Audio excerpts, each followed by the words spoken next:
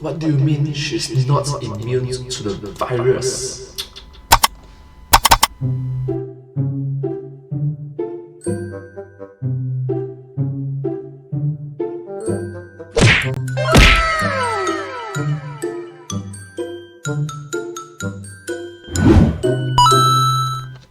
Hi everyone, and let's start!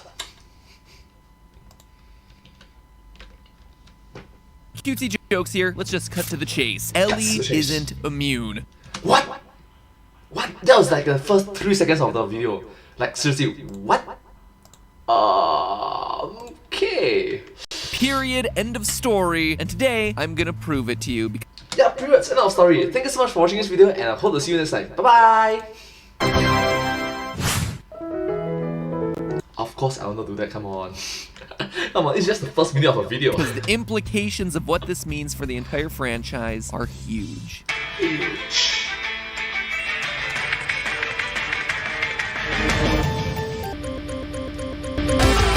Oh my god, this is the ARG!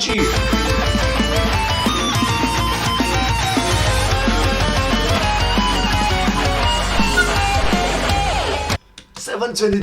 Hello Internet, welcome to Game Theory, the show that was bit by an infected nerd back in 2009 and hasn't been showing any symptoms of nerd rage No rage, no nurse rage. since. Honest.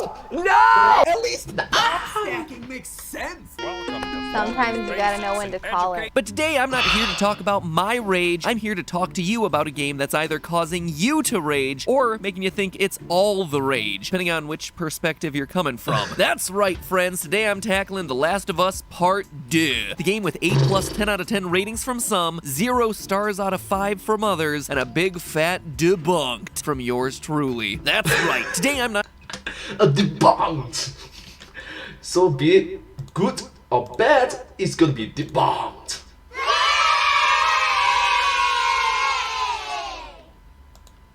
Let's go. here to take sides on whether this is a good game or an awful game. I'm just here to tell you that there is something serious that we've all overlooked in the game. And it rocks the very foundation that this franchise was built on. More specifically, the main character of the game, Ellie, is not the linchpin in the story that we're told. In fact, there's nothing special about her. She most likely is not immune to the zombifying fungus plaguing the Last of Us universe. Most likely not immune. And the craziest thing of all is I think that the developers might know this. You thought you were mad about the story decisions made by this game before? Just wait until you hear about the decisions that they've been hiding in plain sight the entire time. But let's back up. To fully understand what I'm talking about today, we need to rewind briefly to catch everyone up on The Last of Us Part 1. Oh my god, it's gonna touch on a lot of, oh god, it's gonna cross on a lot of different lines. Please don't forget, please don't take this. Okay, please forgive me. Please don't be angry at me. Thank you so much. Please don't be angry at me. So we can immediately dismantle it right afterward. The Last of Us Part 1 takes place in a universe where the fungus cordyceps, a real-world fungus that we've already talked about on the channel, mutates to use humans as hosts. If you aren't familiar with the fungus, it's the closest you'll ever get to a real-life version of the movie Alien. In the game, cordyceps takes over a huge portion of the human population, and protagonist Joel loses his daughter in the initial outbreak, becoming a smuggler to survive in the post-apocalyptic wasteland.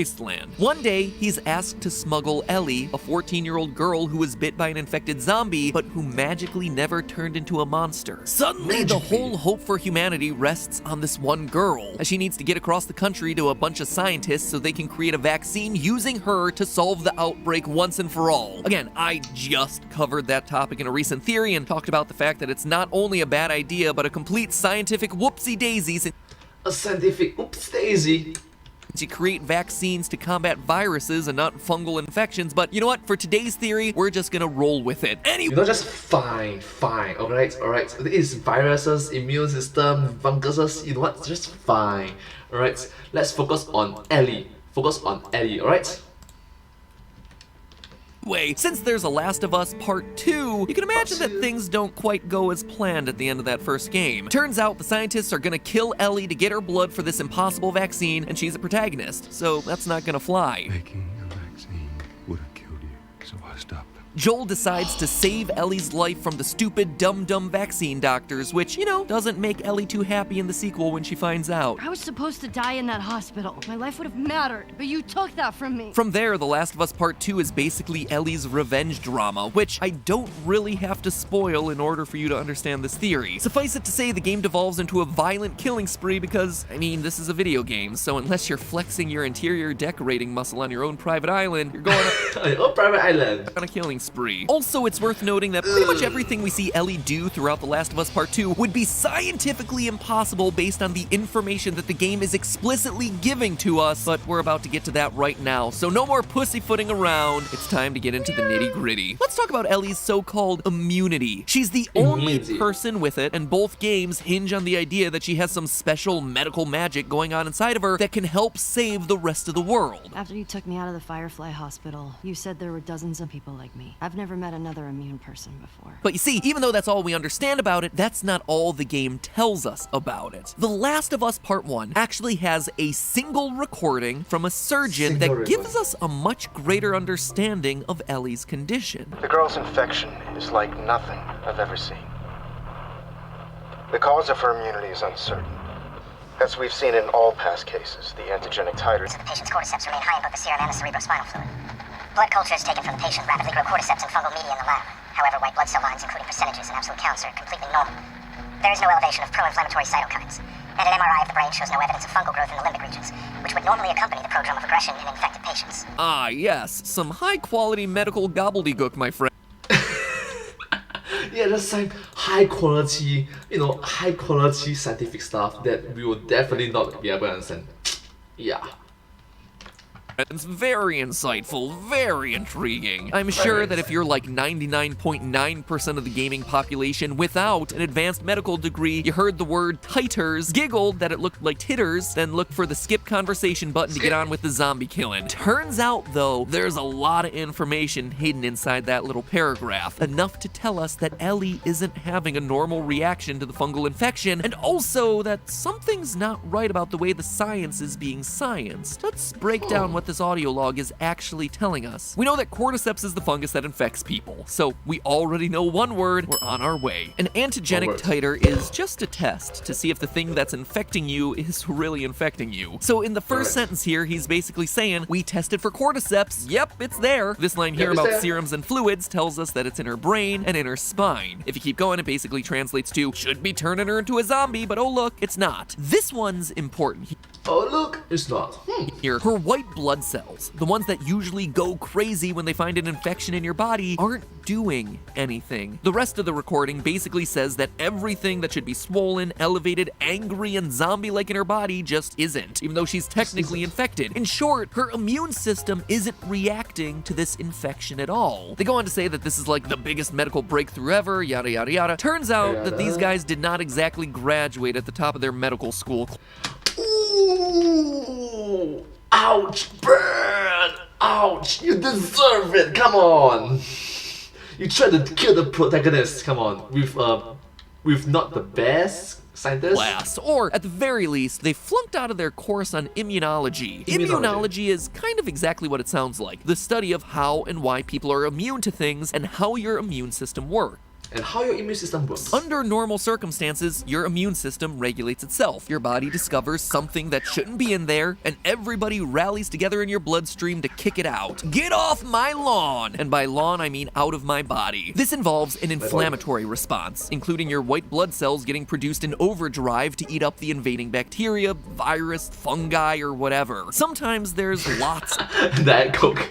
The entire can of Diet Coke inside your body. of other inflammatory reactions, like your body giving fever, swelling, turning red around the infection. All of that is your immune system doing its best to fight off something that shouldn't be in your body. In the Last of Us universe, the cordyceps fungus attacks your body, and your body has a big inflammatory response while you turn into a zombie. So what is different about Ellie? As we just listened to in that audio log, her immune system isn't reacting. So is that the reason she has this magical medical protection against the fungus? No. But we don't know that until the The Last of Us Part 2. You see, again, just like in the first game, we get the briefest of glimpses as to the detailed inner workings of how Ellie's condition functions. Here, we get ourselves a look at Ellie's medical records, and immediately we start to see something that doesn't quite add up. Again, we're presented with what looks like scientific junkety junk, but what it really is a pretty intelligible CBC blood panel that we've seen in every major medical drama ever. Most of us have had one of these charts made for ourselves when we get our blood work done, and it shows the various levels of stuff in your blood system. You'll notice several things on this chart labeled with an L. That means that their levels are low relative to normal. In Ellie's blood work, we see that her WBC, her white blood cells, her RBC, red blood cells, her HCT, or hematocritical cells, and her hemoglobin, or HGB, are all low. Bit of a head scratcher for a girl who's supposed to be infected with a fungus that's causing an inflammatory reaction. In fact, she's supposedly infected with this fungus, but she's experiencing the reverse of what you would expect, what we would call immunosuppression. Immunosuppression. The more you know. That's actually quite a big word, isn't it? That's a very big word. Immunosuppression. And by the way, it's worth pointing out that these numbers in themselves are a bit outlandish even for a video game. If these were real-life numbers, Ellie would be almost non-functional with a red blood cell count this low. You can see on this chart that the lowest red blood cell levels should be about 4.0 microliters. Ellie is half of that, meaning that she is suffering from some serious anemia. In reality, she would be freezing cold, incredibly weak, her hands would be numb, her lips would be blue. Also, notice that her white blood cell count, the cells fighting off infections, are also half of their normal range, meaning that the deadliest thing to Ellie in this game isn't Abby or zombies or It's just a cold. anyone coming after her. It's catching a cold. So anyway, we're taking it on faith that she's still standing right now, but back to the zombies. Because here's the big reveal, friend. The truth of all of Ellie's medical information points us to one conclusion. She does have cordyceps, she just has the wrong type of cordyceps. You see, cordyceps, the magical zombie fungus, isn't a single fungus at all. Not even close. Cordyceps is actually a family of fungi that contain about 400 different species. Some 400 is around 400 different types of cordyceps. No wonder if you're not the top in the class, you would not be able to understand that, oh, this cordyceps is different from this cordyceps. That's true. Some of which turn animals into zombies, some of which, believe it or not, cause the exact symptoms that we see present in Ellie. The Last of Us developers most likely modeled the in-game fungus on the species Ophiocordyceps unilateralis, Ophiocordyceps unilateralis, which is the real fungus that actually turns ants into zombies, like you see what happens with people in the game, right down to the fungus sprouting straight out of the head. But cordyceps brings a lot more to the party. Meet a different species, Tolipocladium inflatum, which sounds like a fungus-shaped pool float or a forgotten Harry Potter spell. A Harry Potter spell. Harry Potter spell. Wingardium Leviosa. Phew. Let me try. Wingardium Leviosa. Oh, it's okay. This separate brand of cordyceps is used to create the medicine cyclosporin, the world's most commonly used immunosuppressive drug. Or in normal people terms, a drug that gives you all the results that we see in Ellie's medical chart. Lowers your white blood cell count, prevents all your inflammation, in short, wipes out your immune system, and all from a cordyceps fungus. Normally, this fungus can't interact with the human host, but remember, in the Last of Us universe, it's well established that these fungi have mutated so they can infect humans. If the zombie strain of cordyceps can do it, why not any strain of cordyceps, including the one that wipes out your immune system? The fact is that this is a more reasonable explanation for why Ellie isn't responding to the zombie fungus like everyone else, yet still reads positive for cordyceps.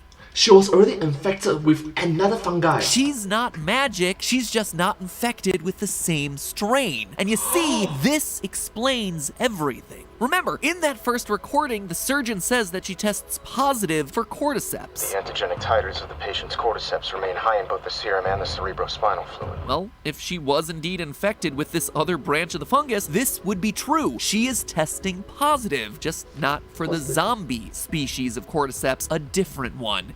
Note that 400 plus difference, There's a variant, there's safe, there's variant, there's zombie-like. To get that sort of false positive, the antigen test that the surgeon is giving her just isn't specific enough to tell the difference between the two closely related fungal strains. Not that hard to believe. And there's more. Not only does this explanation address her weird medical chart, it also explains why she continues walking around in the game without ever getting infected. Remember that bite and the fact that she doesn't wear a mask when walking around to protect her from fungal spores? We know all too well these days the importance of wearing a mask. So why isn't Ellie just picking up the deadly strain of cordyceps along with the one that she already has? Even if Ellie isn't initially infected with the right species of fungus, you would think that at some point she would pick it up since she's walking around inhaling spores left and right, right? No, actually, not at all. It turns out that even if Ellie were infected with the bad version of the fungus, from the first bite, from the spores, whatever, it couldn't have turned her into a zombie because cyclosporin is also an anti-fungal medicine.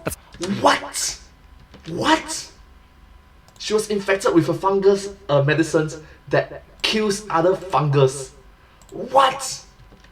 Since we know, why don't we just give it? That's right, the good version of cordyceps that I'm theorizing that she has not only suppresses her immune system like we're seeing in her blood work, but also wards off other fungi. Doesn't even feel badly about it either. Cyclosporin A, produced directly by the Tolipocladium inflatum, is used to treat even severe fungal infections, including serious ones in the eyes, which we know from the game is the first area that the zombie cordyceps attack. So having one version of cordyceps is actually keeping Ellie from getting any other version. This also the shoe explains how Ellie can continue to walk around in game without a mask. She's not immune to cordyceps in the sense that she can't get infected. She's immune in the because she was already infected. Sense that she's already infected with another closely related fungus from the same family that kills off any of its brothers and sisters. Again, those white blood cell counts of hers aren't looking too good, so she should probably avoid like pretty much everything else, but otherwise, she's a walking anti-fungal machine. So the one thing and only thing that she does—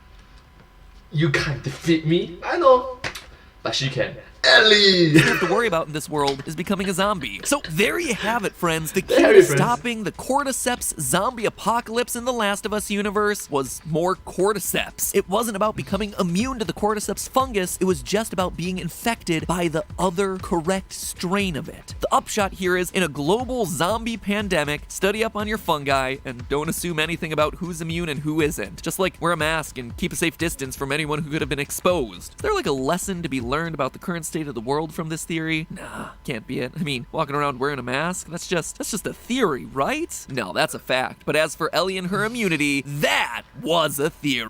That was a theory. The current global pandemic, even though this video came out last year in the year 2020, is a fact. A fact and a theory. Please understand the difference. Thank you. Alright, thank you so much. That's the difference between fact and fiction. Thank you.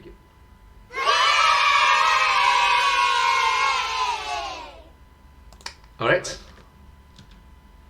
A game theory. Thanks for watching. Or who knows, maybe you're just listening. I've been saying thanks for watching since the very first episodes of this channel, but more and more people are just listening to YouTube than watching it. No, that's actually how I do the bulk of my YouTubing these days. And if you want to listen to your favorite YouTube channels with premium earbuds at a not so premium price, I recommend to you Raycon's Everyday E25s, our sponsor for today's episode. Let's just talk about what they do right, shall we? One, most importantly, they fit in your darn ears. They stay comfortable in your ear and they're discreet. I use my earbuds most when I'm working out. Yes, I do work out. Gotta fight off that Koen 10 extra pounds somehow.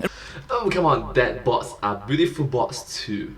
Given that, you know, have to exercise a lot. We all know that working out just already sucks. So it is the most infuriating thing when I'm doing the sucky activity of exercising, and then I'm also having to constantly readjust earbuds that are slipping out of my ears. With Raycon's Everyday E25s, it's not a problem. They have a great shape and a variety of different heads, tips, whatever these little rubbery things are. It comes packed tips, the rubbly tips. With a lot of those to ensure that I have the right fit for my ears. It's great. Number 2, charge. Second most obnoxious thing about wireless earbuds is when I want to use them and they're not charged. Again, not a problem with the Everyday E25s. With 6 hours of total playtime per charge and a slim case that charges the earbuds every time I store them in there. Charging the case once actually gets me at least like 4 days of the buds being charged, because one charge of the case gets you 4 charges of the buds. It's great. Anyway, long story short, ever since switching to the Raycon Everyday E25s, I have not had to worry about charging them once. Finally, number 3, price. Earbuds are just like stupidly expensive. Like, come on, $250 for the cheapest model of some of these things? That's just dumb. And let's be honest, you don't need it. Raycon delivers incredible quality of sound, incredible ease of use, fun colors, and all of it for less than half the cost of other premium earbuds. In fact, if you go to buyraycon.com/MattPat, M-A-T-P-A-T, not only are you already getting yourself that low price, but you'll get an additional 15% off your order because I talked to the people over there and they gave me a special deal. Use my code because it tells them that I'm providing value to them and that I'm a good partner and that they should continue partnering with me, which, you know what, they should, because I love their darn earbuds. Anyway, TLDR, if you need premium earbuds, because let's face it, with all of us spending more time indoors, being quiet for our roommates or loved ones, or in my case, sleeping toddlers, Raycon's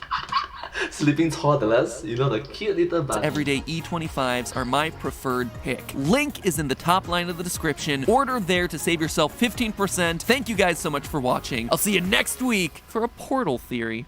Portal theory. Awesome. Thank you so much for watching this video. If you do like this video, please consider to like, share, subscribe to my channel, and comment down below if you have anything to share about. Thank you so much, and I'll see you in my next video. But hey, that's just a theory, a game theory. Thanks for watching. Thank you.